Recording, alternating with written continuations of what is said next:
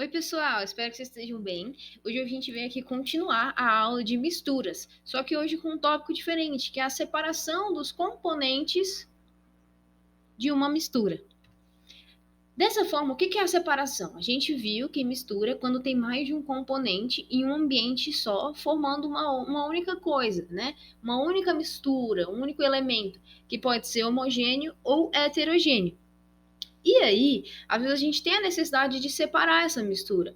E a partir disso, foram desenvolvidos métodos diferentes para separar diferentes misturas. Então, por exemplo, da água do mar, a gente consegue extrair o sal de cozinha. Das flores, a gente consegue extrair componentes que fabricam perfume. E da água, a gente consegue remover as impurezas de uma água suja para que ela se torne uma água viável para a gente beber. Bem legal, né? E aí eu vou mostrar para vocês agora alguns desses métodos. O primeiro deles é a catação, que eu tenho certeza que vocês já fizeram. Ali em cima, a gente pode ver a separação manual de diferentes componentes. Ou seja, ó, a gente vê ali uma moça catando os grãos de café. Provavelmente ela está tirando os grãos ruins e deixando os bons. Embaixo a gente tem o pessoal separando os lixos, às vezes plástico, vidro e outras coisas desse lixo, né? E aí, aqui do ladinho eu trouxe para vocês o M&M's, porque eu tenho certeza que vocês já comeram M&M's e escolheram a cor do que vocês comeram. Isso é um método. Se eu chegar ali e pegar só o azul, eu estou catando o azul. Eu estou desenvolvendo o método de separação de mistura da catação, pegando apenas o azul e comendo apenas o azul. Tranquilo? O próximo é a peneiração, que vocês também já podem ter feito em casa. Se não, tem como conversar com a mamãe para a gente fazer, para vocês verem. Mas ela separa componentes sólidos de uma mistura heterogênea com base em seus tamanhos. Então, por exemplo, ali a gente tem um moço peneirando uma areia. Ele deve estar passando aquela areia e os componentes mais finos, os menorzinhos, estão passando pelo furo da peneira e caindo, enquanto os mais grossos, mais densos e maiores estão ficando na peneira. Beleza?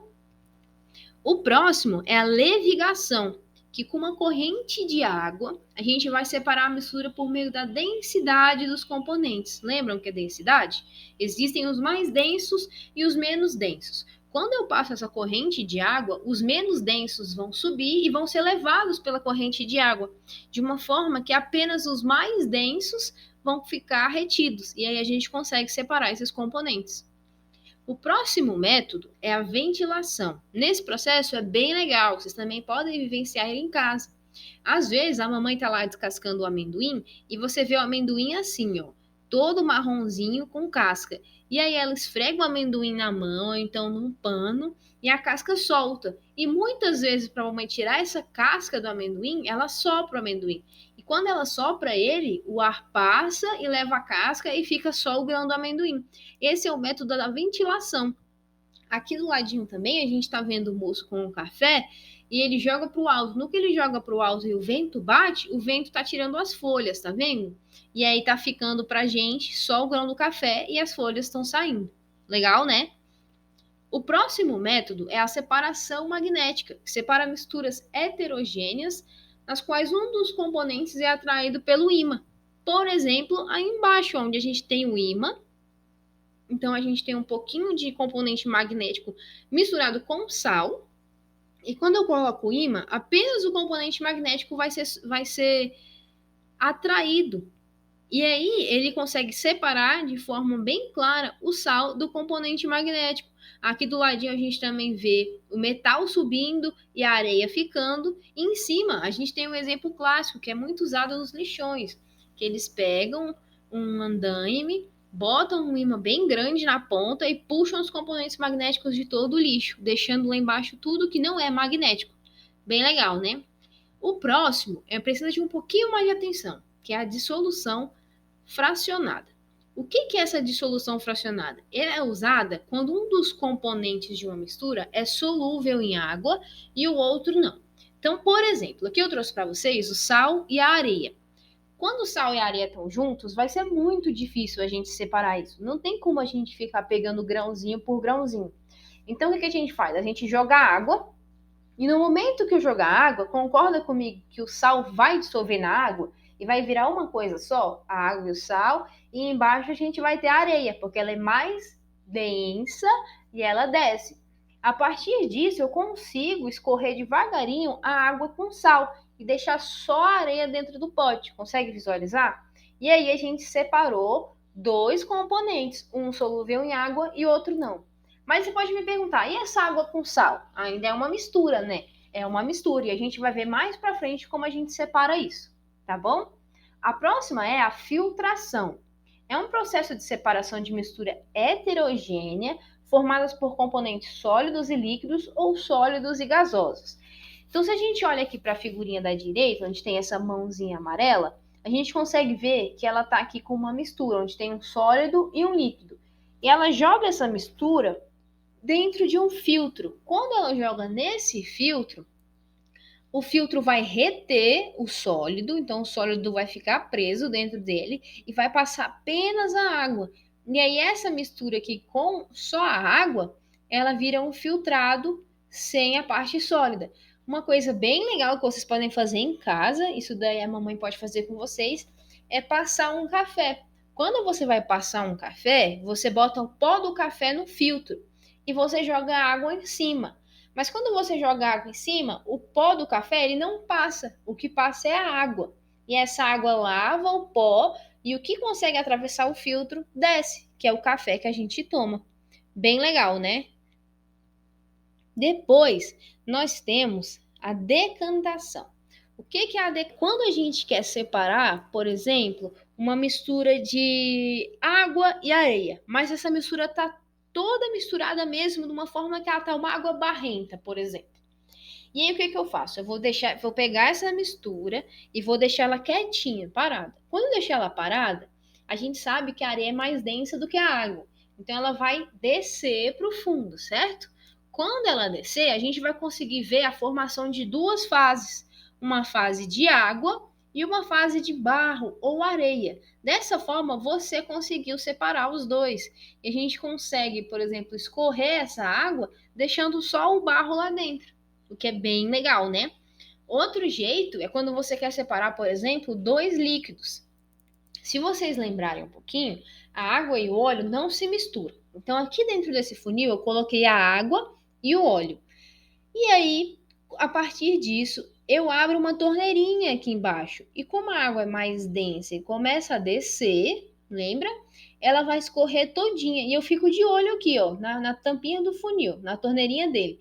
E na hora que a água desce toda, eu fecho o funil. E só vai ter passado a água. O óleo não passa, porque ele é menos denso, então ele vai subir. E eu consigo separar toda a água do óleo. Bem legal, né? Agora a gente tem a evaporação. A evaporação vai permitir que a gente separe uma mistura homogênea com um componente sólido dissolvido. Esse também é bem legal da gente pensar, porque é aqui que vem o sal da cozinha. Uma das maneiras de separar o sal da cozinha da água do mar é por evaporação, mas tem outra, a gente vai ver mais para frente.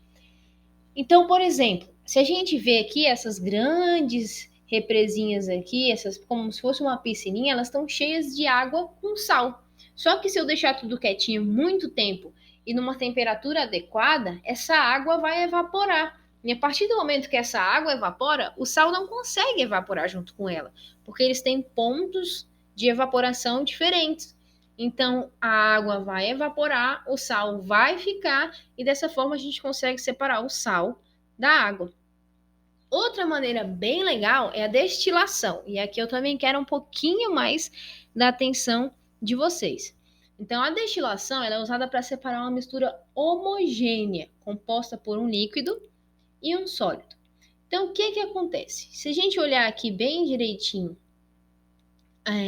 o nosso exemplo, nós temos um potinho com água e sal, ou dois líquidos com pontos de evaporação diferentes.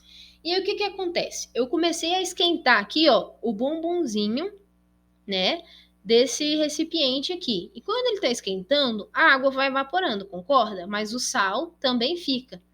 Quando essa água vai evaporando, a gente montou aqui, ó, uma coisa bem legal, como se fosse essa rampa, porque a água vai seguir exatamente esse caminho. E aí, nesse caminho, a gente vai conseguir separar a água aqui no final. Mas como que ela está caindo líquida se é que ela está saindo em forma de gás, né? Então a gente esquentou, a água saiu e passou aqui. Só que a partir desse momento, tá vendo esse azulzinho ao redor aqui? É o que a gente chama de condensador. E dentro dele está passando água fria o tempo todo. Então, quando a água sai quente aqui em forma de vapor e encontra esse tubo de água fria, ela vai novamente entrar em estado líquido. E aí a gente vai conseguir separar e ela vai pingar aqui desse outro lado, ou seja, o que a gente chama de destilado, né? A água destilada. Então só tem água aqui. E aqui desse outro lado, depois que toda a água evaporar, vai ficar apenas o sal ou o outro componente líquido. Mas tem uma observação. Para essa destilação simples aqui acontecer, nós precisamos de dois compostos com pontos de ebulição muito diferentes, porque senão eles vão evaporar juntos. E o que acontece quando a gente tem compostos com pontos de ebulição muito parecidos? Aí a gente faz uma destilação fracionada. Ela vai permitir que a gente separe uma mistura homogênea formada por dois ou mais líquidos, com pontos de ebulição muito próximos. E o que acontece nessa destilação fracionada? Aqui nós trouxemos o exemplo do petróleo. Então, o petróleo vai entrar aqui e nesse recipiente à esquerda, esse retângulozinho, ele vai esquentar, que vai acontecer a mesma coisa que aconteceu aqui no início dessa separação. Ele esquentou e aqui dentro nós vamos ter diferentes temperaturas para ele resfriar. E aí, a partir dessas temperaturas, ele vai condensar em alturas diferentes. Então, por exemplo, ele entra aqui, ele entrou a 400 graus Celsius. Então, ele entrou de uma forma que é o que a gente chama de lubrificante parafina ou asfalto. Então, vem o petróleo bruto e entra aqui a 400 graus. Mas se ele entra e sobe por 370 graus, ele já forma óleo combustível. Se for para o 300, ele condensa em outra temperatura, né? Então, ele entra em forma de vapor e condensa em outra temperatura. E aí, se ele condensar na de 300, ele forma o diesel. Se ele condensar na de 200 graus, forma o querosene. Em 150 graus, a gasolina.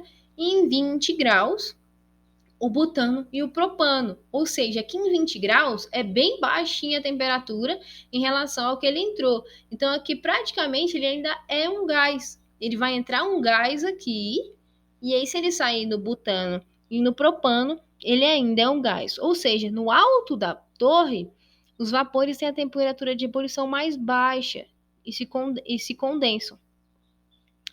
Dessa forma, é o gás liquefeito que a gente chama. Ele é um gás, mas é um gás em formato líquido.